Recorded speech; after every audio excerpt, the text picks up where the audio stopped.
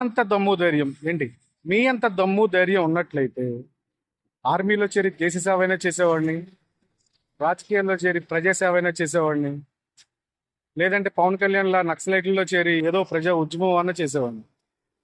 అవేమీ లేవు కాబట్టే తిన్నామా పడుకున్నామా తెల్లారిందా అనే నినాదంతో ఇలా జనజీవన స్రవంతులు బ్రతికేస్తుంది. ఏం చేస్తాం? రాష్ట్ర ప్రభుత్వం బియ్యం ఇస్తుంది, మా ఓనర్ గారు జీతం ఇస్తున్నారు. ఏదో జీవితం అలా లాగేస్తున్నాం. ఇంకా ఏం చేయాలి చెప్పండి? మర్చిపోయా ఒక మాట చెప్పాలి. నేనంటే పెద్దగా గుడికి వెళ్ళను, అయినా కానీ దేవుడు అంటే నాకు భయం.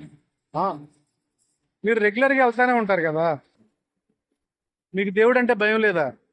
అంటే మీలాంటి వాళ్ళు మమ్మల్ని కొట్టే దెబ్బలకి ఏదో రకంగా కోల్పోవచ్చు అంట, కానీ దేవుడు కొట్టే దెబ్బకి తిరిగి ఉంటుందంట బ్రో. అవును, నిజంగా.